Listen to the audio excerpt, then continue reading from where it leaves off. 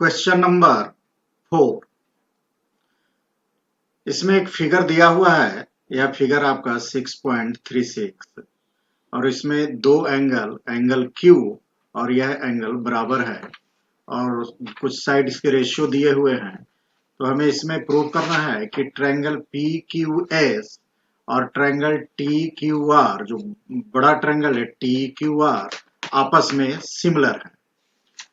तो इसके लिए देखते हैं, इन ट्रायंगल PQR, अभी हम केवल इस पर फोकस करते हैं। ट्रायंगल PQ और R, इस ट्रायंगल पर फोकस करते हैं। PQR इस ट्रायंगल पर फोकस करते हैं। तो हम देखते हैं कि एंगल Q और एंगल R, यह जो एंगल 1 और एंगल 2 है वह बराबर है, इक्वल है, और यह क्वेश्चन में ही दिया हुआ है। इसलिए हम लिख सकते हैं एंगल 1 इक्वल टू एंगल 2, और इसी को लिख सकते हैं angle Q equal to angle R, और ये क्या है, क्वेश्चन में गिवन है, गिवन। और हम जानते हैं कि यदि किसी ट्रायंगल में दो एंगल या अपोजिट एंगल्स इक्वल हों तो उनके अपोजिट साइड्स भी इक्वल होंगे। तो अर्थात इस ट्रायंगल में, ट्रायंगल PQR में, हम कह सकते हैं side PQ equal to side PR। इसलिए लिख सकते हैं PQ इक्वल टू PR। क्यों कह सकते हैं इसको, जो अभी हमने बात की उसे लिख लेते हैं।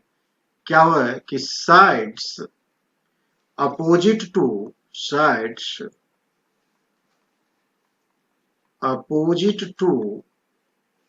Equal angles, opposite to equal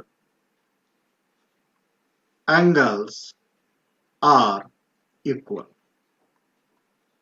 कहने का तात्पर्य यह है कि किसी भी ट्रायंगल में इक्वल एंगल्स के अपोजिट जो साइड्स होते हैं वह भी आपस में इक्वल होता है, और इसे हम मान लेते हैं इक्वेशन नंबर 1। इसे मान लेते हैं इक्वेशन नंबर 1।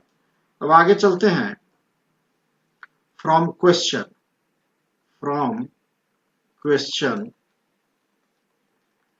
क्वेश्चन में क्या दिया हुआ है, देखिए एक रेशियो दिया हुआ है। क्या है, QR divided by QS equal to QT divided by PR। अब इसी PR को हम क्या कहते हैं, ये कहां से लाए हैं, क्वेश्चन से लाए हैं, गिवन है। ठीक है, इसे साइड में लिख लेते हैं। अब इस PR को, चूंकि अभी देखिए, अभी इक्वेशन फर्स्ट में हमने क्या किया कि PR इक्वल है किसके, PQ के। तो इसे हम सब्स्टिट्यूट कर देते हैं, यानी QR divided by QS equal to QT, और इस PR को हम रिप्लेस कर देते हैं QP से। QP लिखें या PQ लिखें, बात बराबर है। ऐसा क्यों हुआ, तो फ्रॉम इक्वेशन फर्स्ट से हमने ऐसा लिख लिया। अब इसे हम इक्वेशन सेकंड बना लेते हैं। इसे क्या बना लेते हैं, इक्वेशन सेकंड बना लेते हैं। अब हम चलते हैं, जो हमें प्रूव करना है, इन ट्रायंगल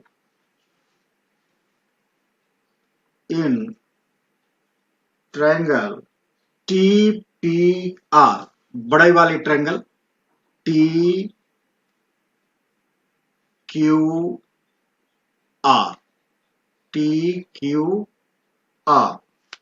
तो इन ट्रायंगल TQR एंड दूसरी जो ट्रायंगल है P Q S, P Q S, यह ट्रायंगल यानी triangle P Q S.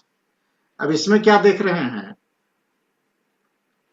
Q R, Q R क्या हो गया, बड़ा ट्रायंगल क्यू आर का साइड, उसके करस्पॉन्डिंग छोटे ट्रायंगल का side Q S.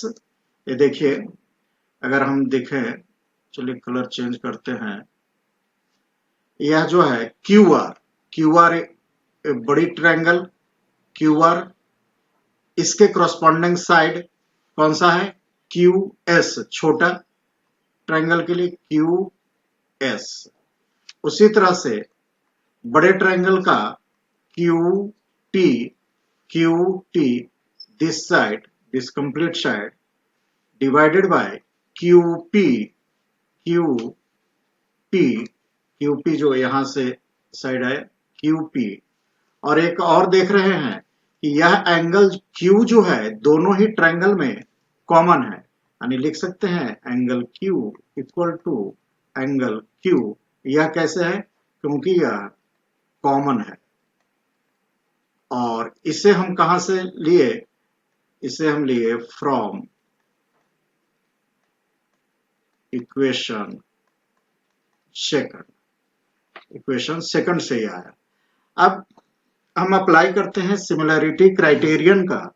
Similarity criterion में क्राइटेरिया है, यदि किसी ट्रायंगल में एक एंगल और उस एंगल के दोनों तरफ के साइड्स आपस में सेम रेशियो में हैं, तो वह ट्रायंगल क्या होता है, सिमिलर होता है। इसी क्राइटेरिया की यूज करते हुए, by using SAS similarity criterion, हम कह सकते हैं ट्रायंगल TQR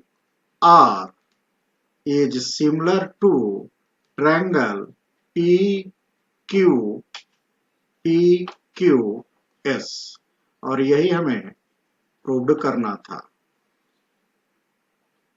इसे ऐसे ट्रायंगल को आगे पीछे लिखने से कोई प्रॉब्लम नहीं है, हम इसे ऐसे भी लिख सकते हैं triangle PQS similar to triangle TQR, क्योंकि क्वेश्चन में यही दिया हुआ है प्रूफ करने के लिए, इसलिए कंफ्यूज इसमें नहीं होना है। हाँ, इसके सीक्वेंस में ध्यान जरूर देना है कि अगर यहाँ हम देख रहे हैं कि P से स्टार्ट किए हैं, P वर्टेक्स से, और तो Q एंगल जो है, एंगल कहाँ, कौन सा एंगल है, Q, और Q एंगल दोनों में ही सेंटर में है, और दोनों में ही Q सेंटर में है, जो एंगल इक्वल है।